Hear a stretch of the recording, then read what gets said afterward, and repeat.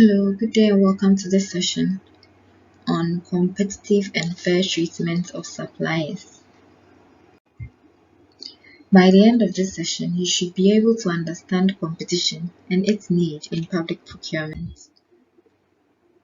Competition, the principle of competition in public procurement systems, denotes the opening up of procurement to every qualified and competent supplier to partake in the procurement activity. It also depicts fairness in treating suppliers because when there is competition, there is an objective evaluation criteria that is being used to assess tenders or the suitability of suppliers in terms of the tenders that they have submitted.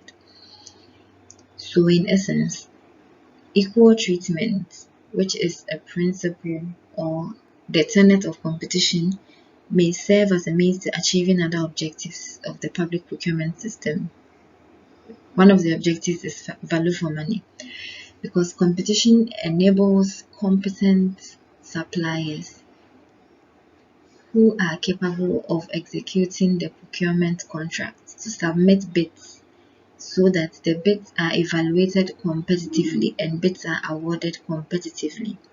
When there is competition, it leaves little or no room for corruption or collusion among procurement practitioners because in the end, suppliers who are likely to collude are scattered across a given country and they cannot even meet up to form a cartel so as to collude in the public procurement process. Competition also ensures that an appropriate evaluation criteria is adopted to assess bids that have been submitted in a procurement proceeding. In addition to it being a means to achieve other objectives, it also could stand on its own as an objective of public procurement in its own right, because in the end, competition helps us to get the best out of the lot. It helps us to get access to highly skilled suppliers in the market. And it also ensures that the taxpayer who has paid for the goods, works and services that are being acquired by the procurement practitioner has fair access to the work that is being delivered to them. In achieving value for money, competition ensures that opportunities are limited for the procuring entity to make discretionary decisions that could be abused to favor particular firms.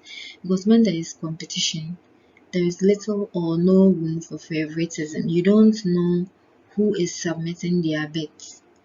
You don't have access or you don't have privy knowledge to the suppliers that will be submitting bids.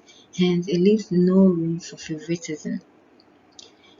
It also ensures value for money by encouraging firms to have confidence in the process and encourage the best firms to participate in the procedure. Finally, it encourages the best firms to participate in government procurement, thereby enhancing value for money, which is a principle that is key in competition since the best offers are made available to the procurement entity. So in summary, this session explained the need for equal opportunities to be given to suppliers when they are dealing with public procurement practitioners.